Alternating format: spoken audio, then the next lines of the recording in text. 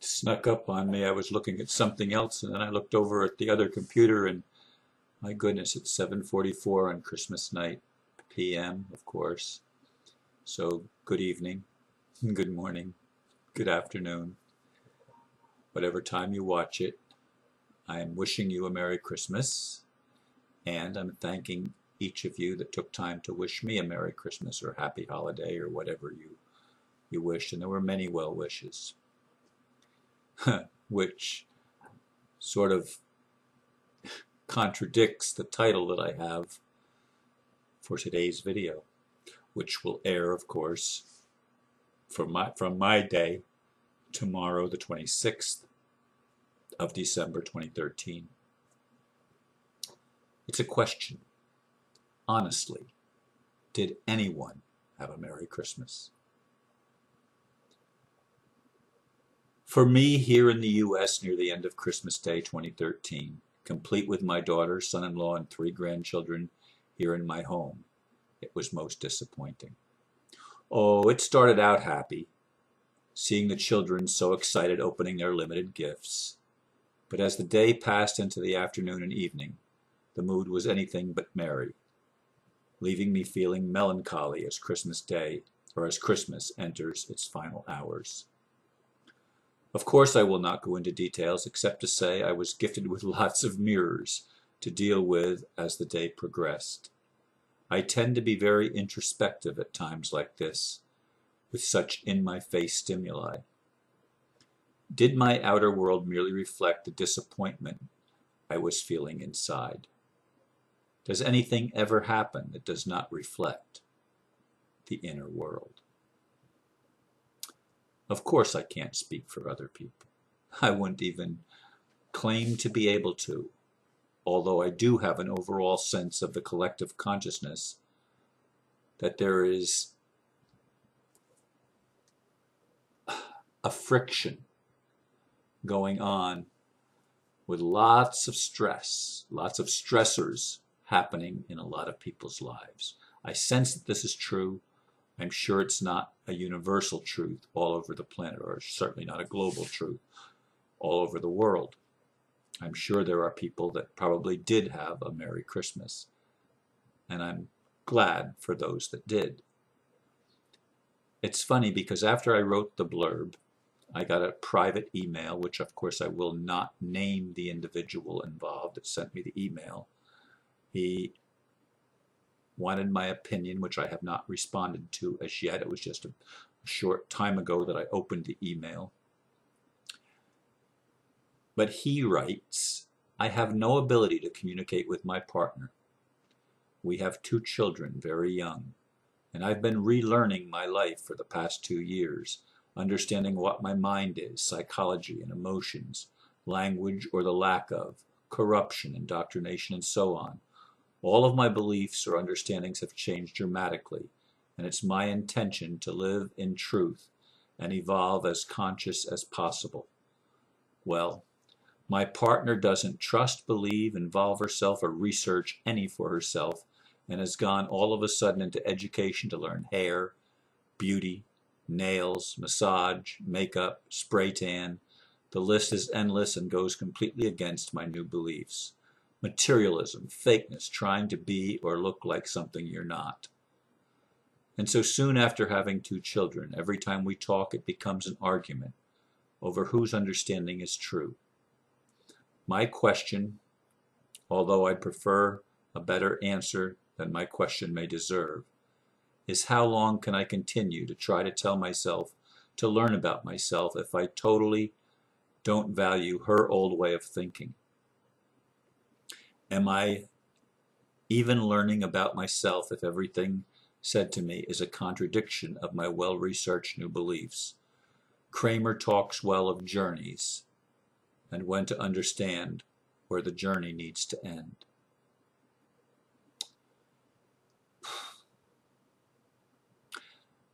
This young gentleman summed up very nicely what I sense is going on around the globe in one aspect or another, where relationships, even relationships with our own being, are being stressed to the max. We could say that we are in birth pangs creating a new society, and everything that has been hidden is coming to the surface. And that does not make for happiness. That makes for great introspection. It's facing sorrows, it's facing the shadow. It's not putting on a happy face and pretending that everything is wonderful.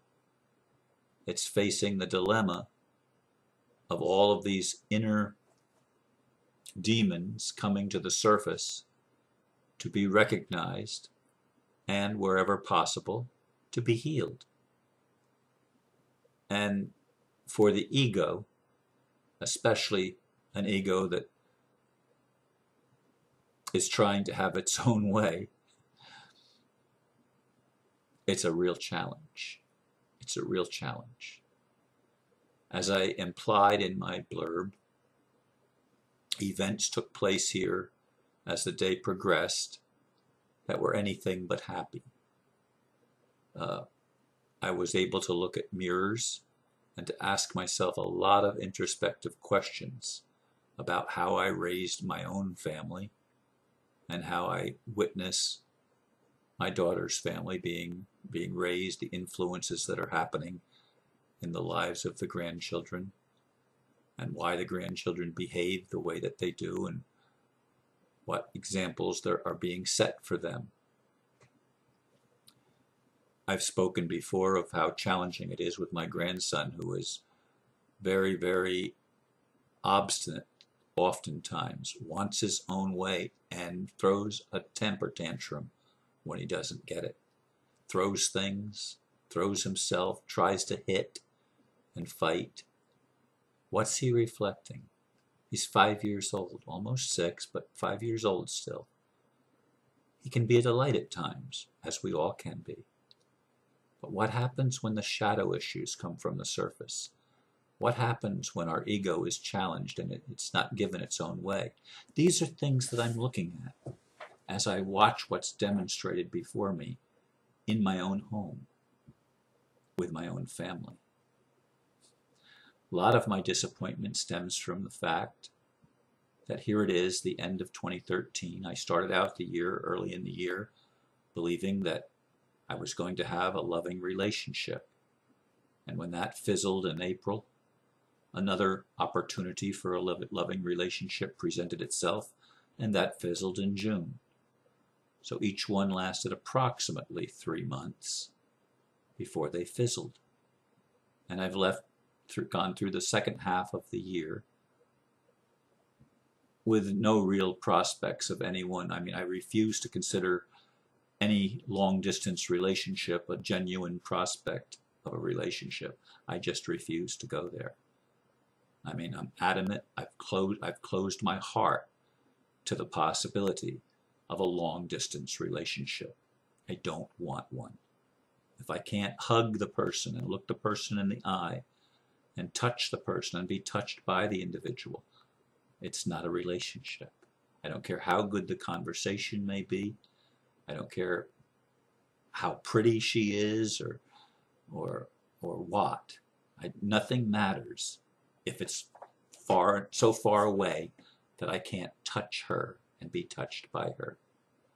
And that's very disappointing. Without my family here, I would have faced that same disappointment.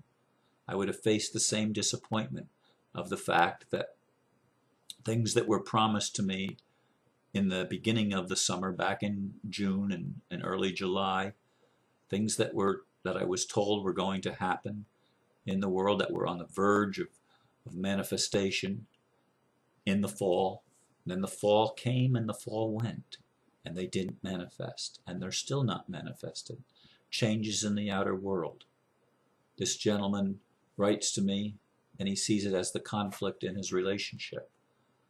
Well, I'm sure there are relationship issues going on all over the place as each individual handles the shadow elements that are coming up for them in a different way.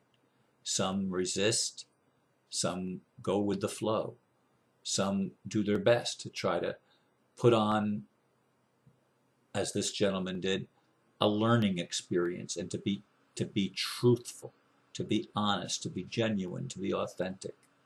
While others, like his wife, study to put on the happy face, study to make themselves look good on the outside and put forth a persona of happiness and joy, even if inside there's not joy because something is being rejected, something is not being paid attention to. And the shadow will always come forward and demand attention. It will do it through little children, as my grandson sometimes seems to come forth as my shadow, demanding his own way, demanding. And that gives me a lot of introspection. How much do I demand of the universe my own way? I'm sure I do it. I'm sure I do.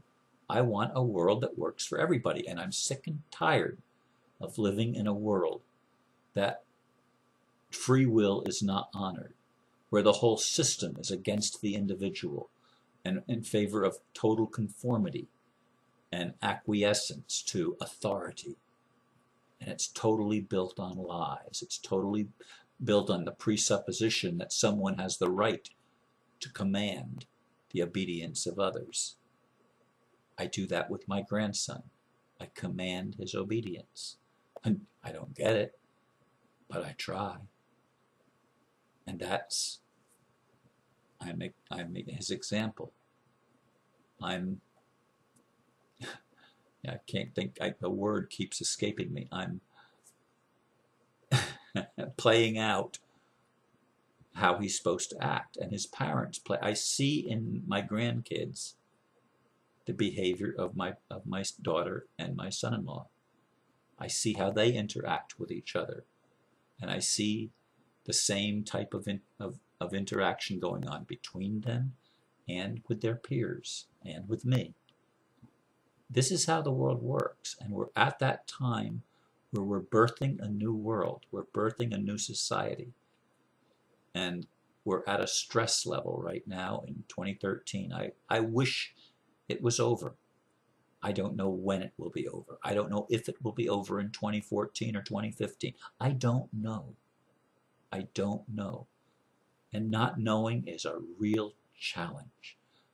One of my friends wrote to me, I feel sorry for people that keep looking for changes on the outside. The change has to come within. Well, I'm sorry, too, because to me, the inside and the outside are the same thing. One merely reflects the other.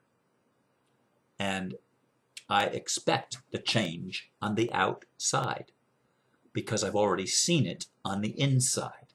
I've already seen the dancing in the streets and the joyous celebration of freedom for everyone and the celebration of abundance for all of the human race, and the celebration of the ending of the domination of an elite and of a personification of the mass ego that demands its own way at everybody else's expense.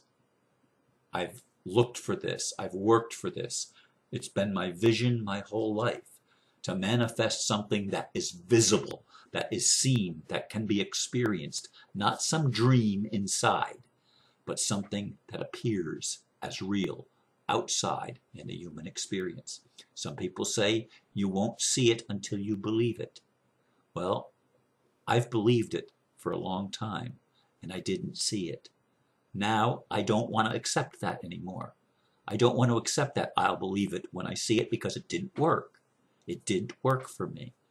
Now I will believe it when I see it happen, when I see the old world order imploding as Gilad, what's his name? I watched an interview earlier today. Actually, I listened to it last night, but I fell asleep, and I re-listened to it today.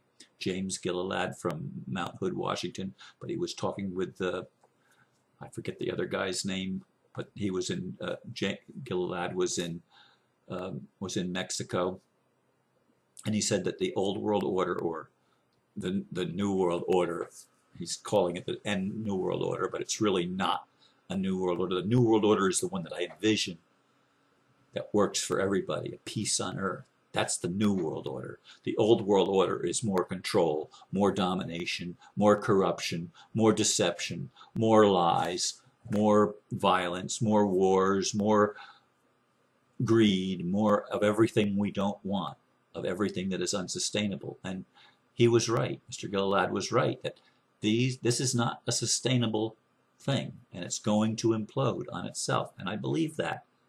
I just wish it would hurry up and get here. I'm tired of waiting. And at Christmas night, I'm really, really feeling alone. I'm really feeling that I failed to bring things out and to do the. I'm seeing so much garbage come up in my own life and seeing reactions that I don't approve of in me. Not to mention in the people around me. In me, I'm seeing things that I don't like. And I don't know what to tell this young man in regard to his wife. She's handling the pressure differently, trying to put on the happy face, trying to make the appearance look better. Well, appearances are very fickle and very shallow.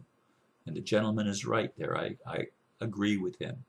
That's not where it's at, but that's where a lot of people are at. They want to put on a happy face. They want to put on a Merry Christmas. Well, Christmas isn't merry if you're at war with yourself and if you're at war with the people that are in your world. It's not a happy, it's not a Merry Christmas. It's not a Feliz Navidad. It's not what we long for at the deepest part of our hearts and souls. And it leaves us disappointed. It leaves us frustrated. It leaves us saddened. I spoke to a friend today, was home all alone. Her mother's at war with her. Her kids weren't there. And she was anticipating a Christmas dinner, but she sounded so sad.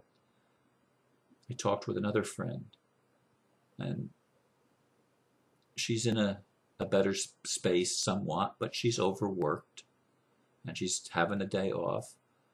And I came back and I listened to Jackie Evancho for about an hour before I started this video. And I actually invited that friend to go with me to hear Jackie in January the 5th. And she agreed, and she accepted my invitation and even offered to pay for her ticket, which I'm not going to accept that. But she was delighted to go hear Jackie Evancho. And Jackie Evancho, I mean, her voice is like an angel. And I just love the way she sings and the way my heart feels. Oh my God, it's 18 minutes already. But anyway, that's been my Christmas day. Oh, my brother called me from Peru and he wants to move back to the United States. Interesting. Lots of things on Christmas Day. But as the day draws to a conclusion, I'm feeling very heavy, very sad, very alone. In a house that's filled with a family of 5 other people. I can hear them giggling down the hall. I hope you've had a merrier Christmas than I did. I really want this to change for all of us. I really want peace on earth. I really want a world that works for everyone. Thank you for listening. Namaste.